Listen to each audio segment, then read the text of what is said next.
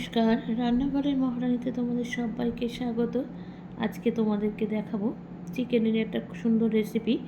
চলো দেখো, আমি এখানে চিকেনটাকে কিন্তু খুব ভালো করে ধুয়ে এটা নুন, হলুদ, লঙ্কার গুঁড়ো আর একটুখানি ভিনিগার দিয়ে কিন্তু মাংসটাকে একটু ম্যারিনেট করে রেখেছিলাম, সারা রাত রেখেছিলাম।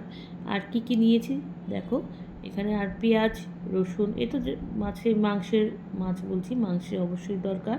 পেঁয়াজ, রসুন, লঙ্কা, ক্যাপসিকাম, টমেটো সবই দিয়েছি।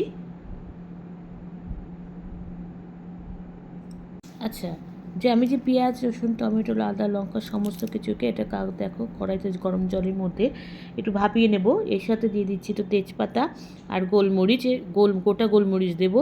এটা একদম জলটা কিন্তু টেনে যাবে, তারপর এটা ঠান্ডা করে মিক্সিতে পেস্ট করব। মানে যেটাকে কাঁচা দিই সেটাকে আমি এইবার একটুখানি প্রসেসটা চেঞ্জ করে ভাপিয়ে নিয়ে তারপরে কিন্তু এটাকে মিক্সিতে পেস্ট করব। রান্নাটা একটু খেতে মাংসটাও একটু অন্যরকম হয়েছিল। ঢাকনাটা খুলে দেখি কীরকম অবস্থায় আছে। দেখো জলটা একদম টেনে গেছে। এবার কিন্তু আমার হয়ে গেছে। এবার এটাকে গ্যাসটা আমি নিভিয়ে দেবো। একদম শুকিয়ে খুব ভালো মতো কিন্তু একদম সব কটা সেদ্ধ হয়ে গেছে। এবার এটাকে ঠান্ডা করে আমি মিক্সিতে পেস্ট করব। আচ্ছা, আমি কিন্তু মাংসটাতে একটু পেঁয়াজ বেরেস্তা দেবো, সেই জন্য কিন্তু পেঁয়াজটা একটু ভেজে নিচ্ছি। বেরেস্তা ভাজতে কিন্তু একটু সময় লাগে, বেরেস্তা কিন্তু তাড়াতাড়ি ভাজা যায় না, খুব আস্তে আছে কিন্তু ভাজতে হয়, না হলে কিন্তু আবার পেঁয়াজটা পুড়ে যাওয়ার সম্ভাবনা থাকে। পেঁয়াজ বেরেস্তাটা ভাজা হয়ে গেছে, আমি আরেকটু সর্ষের তেল দিয়ে দিয়েছি, কেন বেরেস্তাটা কিন্তু অল্প সর্ষের তেলে ভেজেছিলাম। এবার আরেকটু তেল দিয়ে এবার মাংসটা রান্না করব, তাই তেল দিয়ে দিয়েছি।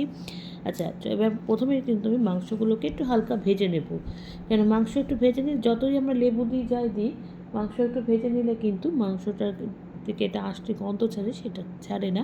সেই জন্য খুব মানে ডিপ ফ্রাই করব না, হালকা করে ভাজবো।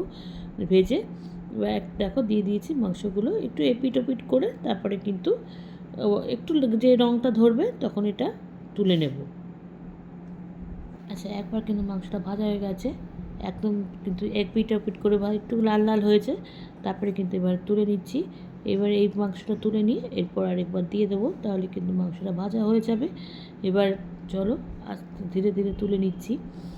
এবার তোলা হয়ে গেলে তারপরে কিন্তু পরের লটের মাংসটা দেবো। আর এরমভাবে মাংসটা কিছুই না, বারবার বলছি, একটু অন্যরকমভাবে করে খেয়ে দেখলাম, খারাপ লাগেনি, ভালোই লেগেছে। একঘেয়ে রান্না, একটু মুখে স্বাদ বদল করতে হয়। চলো এবার আবার দিয়ে দিচ্ছি মাংসগুলো, আবার একটু হালকা নেড়ে নেব, নিয়ে তারপর এটাকেও নামিয়ে নেব।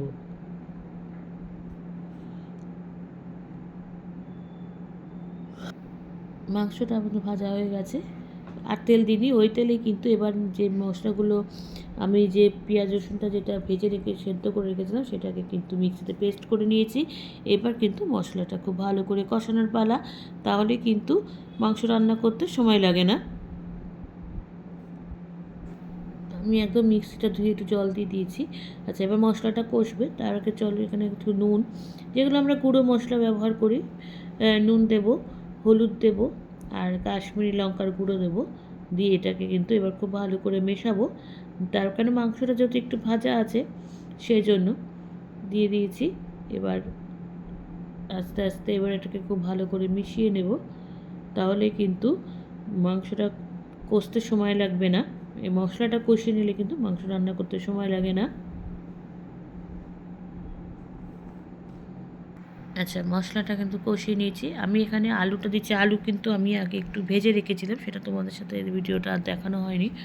আলুটা ভেজে নিয়েছি। আর মাংস যতভাবেই মাংস রান্না করো, মাংসের ঝোলে একটু আলু না হলে মাংস খেতে কিন্তু খুব একটা ভালো লাগে না, কেন মুরগির মাংসের তো এমনি নিজস্ব কোনো স্বাদ নেই, মুরগির মাংসতে একটু আলু না হলে কিন্তু মাংসের ঝোল খেতে ভালো লাগে না। এবার দেখো আলুগুলো দিয়ে দিলাম, আলুগুলো একটু ভেজে নিয়েছিলাম, এবার মশলার সাথে কষিয়ে নেব, তো এরপরে কিন্তু মাংসটা দিয়ে দেবো।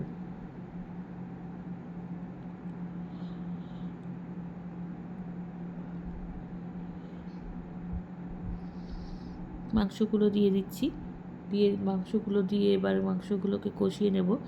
বেশিক্ষণ সময় লাগবে না, যেহেতু মাংসটা ভাজা আছে। তো ভেজে মাংসগুলো এবার দিয়ে দিয়েছি কড়াইতে, এবার খুব ভালো করে মশলা দিয়ে কষিয়ে নিই। দেখো আস্তে আস্তে একটু কষতে সময় লাগবে, যেহেতু মাংসটাকে একটু পরে দিয়েছি। এবার ঢেকে ঢেকে কষাবো, তাহলে কিন্তু কষানোটা খুব ভালো হবে। সেজন্য এরপর কিন্তু একটু নাড়িয়ে চাড়িয়ে আমি এরপর দিয়ে এবার এটা থালা দিয়ে ঢেকে দেবো মাংসটা কষানোর জন্য। একটু আবার বারবার কিন্তু তুলে তুলে দেখতে হবে।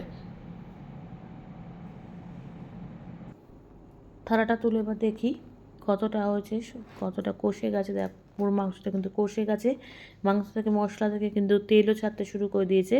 এবার একটু নাড়িয়ে নিই, নইলে কিন্তু আবার তলায় লেগে যাবে। নাড়িয়ে নিই, তারপর কিন্তু এখানে জল দিয়ে দেবো। আর যদি মনে করো কষা খাবে, এভাবে কিন্তু কষা রেখে দিলেও হয়। আমার একটু ঝোল লাগবে, সেই জন্য আমি এবার একটু ঝোল দেবো। জলটা কিন্তু আমি গরম করে রেখেছি। আমি কিন্তু সাধারণত রান্নায় গরম জল ব্যবহার করি। এবার গরম জল দিয়ে অল্প পরিমাণে, কিন্তু বেশি দেবো না, মানে যতটুকু আবার একটুখানি মানে মজতে বা আলুটা একটু সেদ্ধ হতে সময় লাগবে, ও ততটুকুই জল দেবো। দেখো অল্প পরিমাণেরই জলটা দিয়েছি। এবার এটাকে আবার একটু ভালো করে নাড়িয়ে তারপরে এবার কিছুক্ষণ রেখে দিয়ে দেবো। মাংসটা ভালো করে সেদ্ধ হয়ে যাবে, আলুটাও সেদ্ধ হয়ে যাবে। তারপরে কিন্তু আমার রান্নাটা প্রায় কমপ্লিট হয়ে যাবে। মাংসটা প্রায় হয়ে গেছে। আমি এখানে 2টো কাঁচা লঙ্কা আস্ত দিলাম, আর দেবো চিনি, যেটা না দিলে কিন্তু মাংসের স্বাদটা খোলে না। একটু চিনি দিয়ে দেবো, অল্প পরিমাণে দেবো। এবার একটু নাড়িয়ে নিই, তাহলে কিন্তু মাংস রান্নাটা আমার কিন্তু হয়ে গেছে। এবার আমি এটাকে গরম গরম সার্ভ করব। আচ্ছা, মাংসের ঝোলটা কিন্তু আমার একদম কমপ্লিট হয়ে গেছে। নাড়িয়ে দেখাচ্ছি তোমাদের, একদম কমপ্লিট। এবার কিন্তু আমি ওপর থেকে গ্যাসটা নিভিয়ে দিয়েছি। এবার কিন্তু আমি ওপর থেকে বেরেস্তাটা দিয়ে দেবো। আমি যে পেঁয়াজ বেরেস্তাটা ভেজে রেখেছিলাম, সেটা কিন্তু এবার ওপর থেকে ছড়িয়ে দেবো। দিয়ে এটাকে এবার কিছুক্ষণ একটু রেস্টে রাখবো, তারপর কিন্তু পরিবেশন করব। তাহলে কি বেরেস্তার গন্ধটাও কিন্তু একদম মাংসের মধ্যে ঢুকে যায়। সেজন্য কিন্তু বেরেস্তাটা ওপর থেকে ছড়িয়ে দিলাম লাস্টে। এবার আমি কিছুক্ষণ পর সার্ভ করব।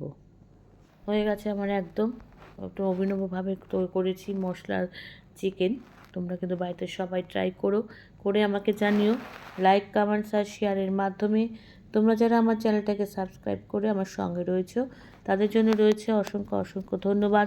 আর যারা এখনও করোনি, তারা প্লিজ চ্যানেলটাকে সাবস্ক্রাইব করে আমার সঙ্গে থেকো। তোমরা সবাই সুস্থ থেকো, সাবধানে থেকো, ভালো থেকো। চলি, টাটা। দেখা হচ্ছে পরবর্তী নতুন কোনো রেসিপিতে তোমাদের সঙ্গে।